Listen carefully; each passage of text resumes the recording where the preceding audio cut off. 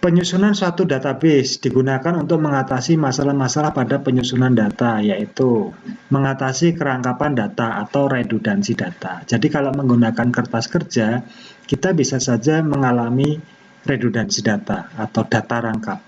Nah, dengan database ini, ya, masalah data rangkap bisa teratasi. Kenapa? Karena di database itu ada satu proses normalisasi data. Normalisasi data ini mengatasi data-data kembar, sehingga kita tidak menyimpan data yang sama di beberapa tabel. Penyimpanan data yang sama pada beberapa tempat selain bisa menyulitkan pemakai tentang aktualisasi data, juga memboroskan tempat penyimpanan. Maka basis data akan mendeteksi dan menghindari jika terjadi kerangkapan data.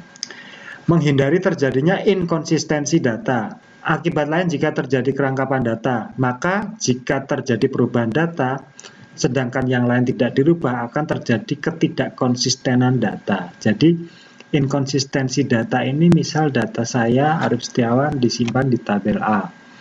Terus ada lagi data, ini data mahasiswa, ya.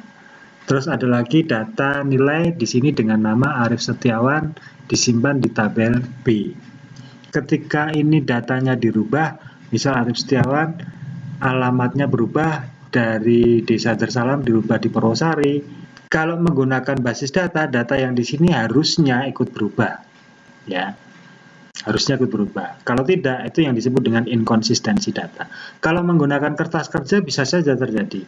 Kita merubah data yang di sini, ternyata yang di sini tidak berubah. Itu bisa terjadi. Tapi kalau menggunakan database, insya Allah ini bisa teratasi. Mengatasi kesulitan dalam mengakses data. Memudahkan jika suatu saat akan diambil atau dicetak data yang memiliki kriteria tertentu. Misalnya pada tanggal tertentu, alamat tertentu, jumlah tertentu, dan sebagainya. Jadi menggunakan database ini memudahkan kita untuk proses pencarian, ya, sehingga jika kita butuh data tertentu, kita bisa dengan cepat mengaksesnya. Contoh misal di kampus, Pak Rektor mau mengetahui mahasiswa baru yang berasal dari kota Pati, misal. Ya, itu kita tinggal proses, ya.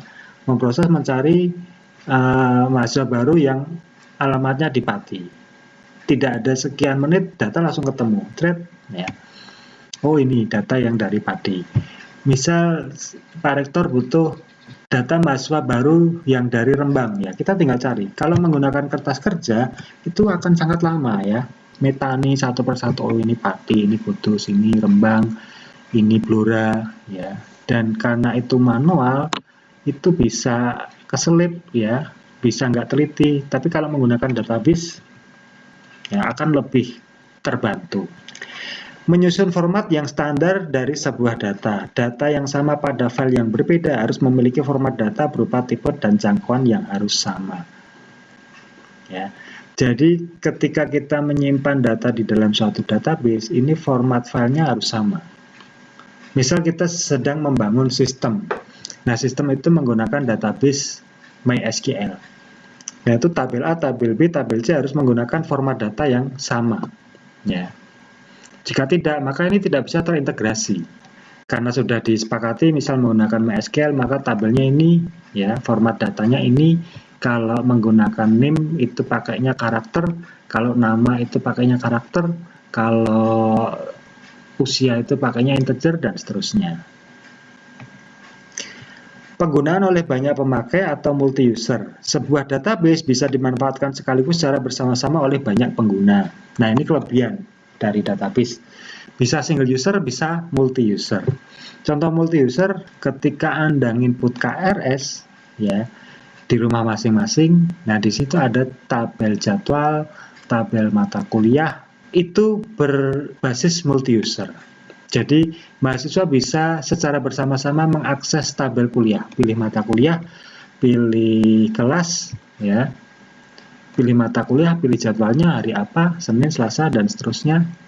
Save, sama-sama nge-save, ya, tidak terjadi error. Nah, itulah konsep multi-user. Melakukan pelindungan dan pengamanan data atau data security. Setiap data hanya bisa diakses atau dimanipulasi oleh pihak yang diberi otoritas dengan memberikan login dan password terhadap masing-masing data. Selain login dan password, database itu ada data security yang dinamakan dengan enkripsi. Jadi data itu di-encrypt. Jadi ketika masuk ke database, itu data sudah menjadi simbol-simbol yang tidak bisa dibaca secara kasat mata. Ketika data itu nanti dipanggil, lagi diakses, ditampilkan ke dalam layar monitor, data itu kembali di-decrypt. Ya, di-decrypt itu data dikembalikan ke dalam bentuk normal sehingga bisa dibaca oleh bahasa manusia. Konsep encrypt dan decrypt ini biasanya diterapkan di database untuk menghindari data ini diambil orang, yaitu hacker atau cracker. Ya. Kalau login, password ini sifatnya menjaga agar orang lain tidak bisa masuk ke GUI, ke tampilan sistem atau ke form, graphical user interface. Tapi kalau secara fisik database-nya itu biasanya diamankan dengan enkripsi dan dekripsi. Menyusun integritas dan independensi data. Basis data merupakan data kompleks yang bisa diintegrasikan, sehingga kita bisa memanipulasi untuk mendapatkan berbagai bentuk form dan laporan yang kita inginkan. Oke. Next. Abstraksi data. Kegunaan utama sistem basis data adalah agar pemakai atau user mampu menyusun suatu pandangan view abstraksi dari data. Hal ini bertujuan untuk menyederhanakan interaksi antara pengguna dengan sistemnya, dengan basis data yang dapat merepresentasikan pandangan yang berbeda kepada para pengguna, programmer, dan administratornya. Bagian keuangan, bagian personalia, bagian penjualan. View 1, view 2, view 3, level konseptual, level fisik. Nah, ini level abstraksi data. Level abstraksi data tersebut bisa memberikan gambaran atau pandangan mengenai arsitektur database management system yang akan menambah pengertian mengenai kebebasan data atau data independence. Next, DBMS, Database Management System. Suatu sistem manajemen basis data atau SMBD yaitu berisi kumpulan koleksi data yang saling berelasi dengan set program untuk mengakses data tersebut. Manfaat DBMS adalah untuk mengorganisasikan dan mengelola data dalam jumlah yang besar, untuk membantu dalam melindungi data dari kerusakan yang disebabkan penggunaan atau pengaksesan data yang tidak sah, memudahkan dalam pengambilan kembali data atau data retrieval. Jadi contohnya misal kita di kampus, ya, seberapa besar data di kampus untuk data mahasiswa. Kita mempunyai 10.000 data mahasiswa aktif. Setiap mahasiswa dari 10.000 itu mengambil sekitar 150 SKS total S1. Ya. 150 SKS itu merupakan jumlah SKS dari anggap aja 40 mata kuliah. Nah, 40 mata kuliah itu masing-masing mempunyai nilai. Ya, jadi mahasiswa mempunyai sekian nilai. Nilai itu terdiri dari nilai tugas, nilai MIT, nilai UAS, nilai kuis, dan seterusnya. Kalau dikalikan jadi berapa itu? Ya. Nah, itulah yang disebut dengan data dalam jumlah yang besar. Itu dari mahasiswa. Kalau dosen gimana? Contoh absensi. Absensi dosen. Satu dosen itu absen sehari itu 2 kali. Kalau sebulan berarti saya itu mempunyai data absensi sebanyak 60 kali dengan catatan 30 hari kerja.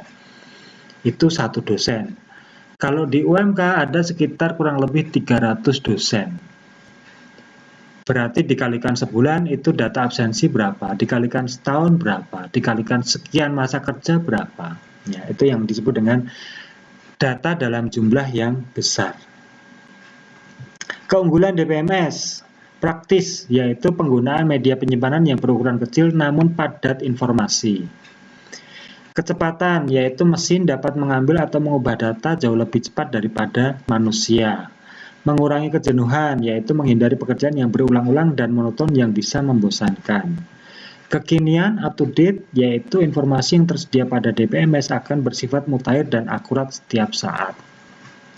Praktis penggunaan media penyimpanan itu ketika kita menyimpan database ya dengan data yang besar itu hanya memakan space memori sedikit di hard disk. Maksudnya itu. Mesin ya pekerjaan manusia terbantu dengan database karena proses penghapusan data, pengeditan data, pencarian data ini jauh lebih cepat daripada proses manual yang dilakukan manusia. Jenuh menghindari pekerjaan berulang-ulang karena dengan menggunakan database ya kita tidak perlu mengulang-ulang pekerjaan, tinggal sekali aja proses di database maka pekerjaan bisa selesai. Up to date ya bersifat mutakhir dan akurat setiap saat. Oke, sekian dulu kuliah dari saya mengenai konsep DBMS, Database Management System. Semoga bermanfaat, semoga ada diskusi. Jika ada pertanyaan silahkan Anda komen di bawah. Untuk absensi online silahkan Anda komen di bawah. Tetap jaga kesehatan, tetap jaga jarak, jangan lupa cuci tangan, jangan keluar rumah, belajar di rumah aja. Kalau Anda terpaksa keluar rumah, jangan lupa pakai masker. Semoga kita semua terhindar dari virus corona.